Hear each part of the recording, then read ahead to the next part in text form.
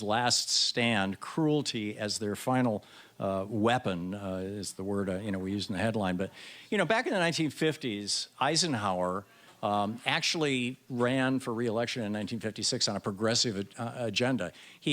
Eisenhower was the guy who raised the top income tax rate from in the 70s up to 91% in 1953, okay?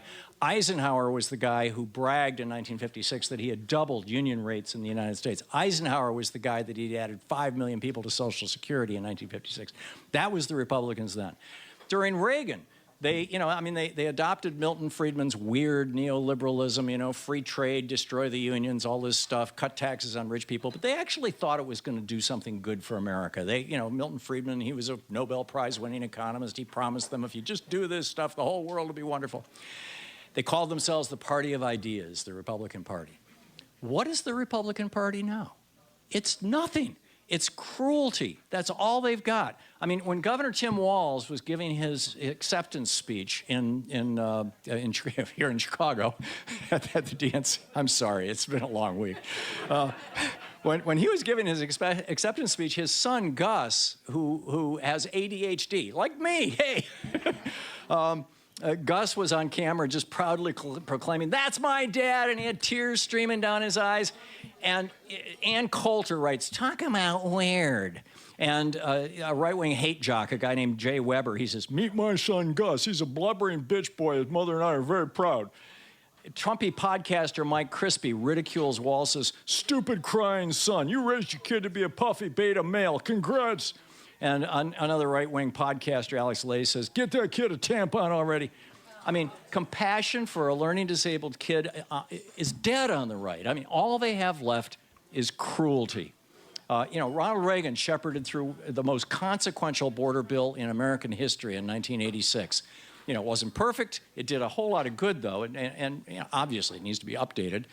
There's a lot that needs to go on. So Senator James Lankford, a Republican from Oklahoma, he gets together with a bunch of Democrats. They put together a really good border bill, and then Donald Trump says, "Oh, kill that, because if we fix the border, I don't have anything to run on."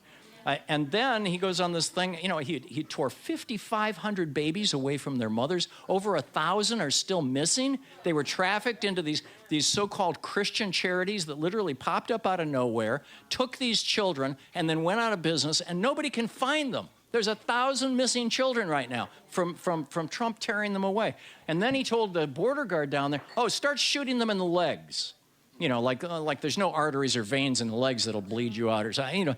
All they've got is cruelty. They don't even have a border policy. All they've got is cruelty. George H.W. Bush, he worked with Mikhail Gorbachev, a Republican president, right, to unwind the Soviet Union, hoping that they would create something really good.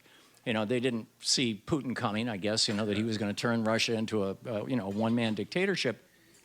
But then, and steal 700,000 Ukrainian children into the one country in the world where child pornography is legal. God only knows what they're doing with those kids, and I don't even want to think about it. And dissenters are tortured, and Donald Trump says, when Putin invades Ukraine, he says that's, quote, "genius and savvy." We are abandoning, the Republicans now, abandoning America's traditional role as a moral leader in the world. Trump and the GOP have abandoned all the founding principles of this country. All they have left is cruelty. During the 2020 election, Trump followers tried to run a Biden-Harris bus off the road in Texas. Remember that? They thought Kamala Harris was in the bus. It turned out it wasn't. It was Wendy Davis, the state senator from Texas. But, they almost killed those people. Donald Trump tweets a picture of it with "I love Texas" in all caps. Right? He's retweeting or reposting or retruthing or whatever the hell they call it, pictures of a pickup truck with Joe Biden in the back tied up, hog-tied with a bullet hole in his forehead. This is not a single elected Republican. I did a web search on this last night when I was writing this op-ed. I couldn't find one Republican who condemned Trump for either of those things. All they have left is cruelty. It's it. Florida Republican Governor Ron DeSantis, he turned down federal money to feed 2.1 million low-income children in Florida. 2.1 million children. And the money was free. There's the federal government. Here's some money.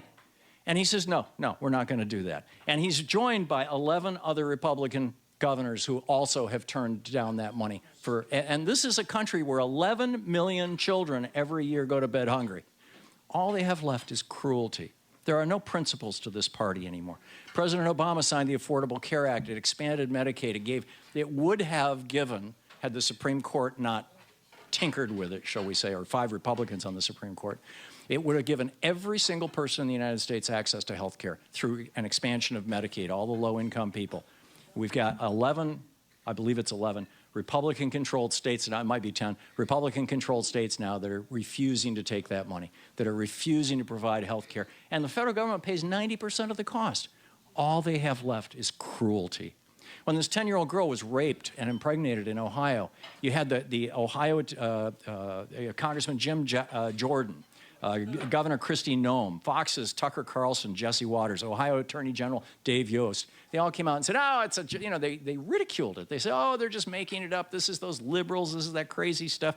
When that little girl finally, you know, her family took her to, I believe it was Indiana, where she could get an abortion.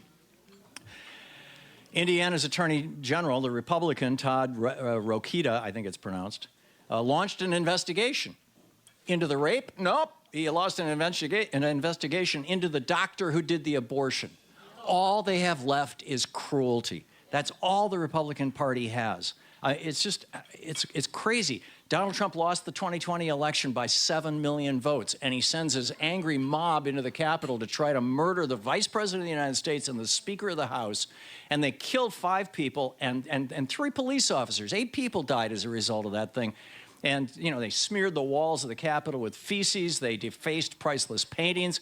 And Trump gleefully watched this on television for 3 hours, over 3 hours. I think it was 168 minutes, if my recollection is correct, while refusing to call in the National Guard, refusing to do anything at all.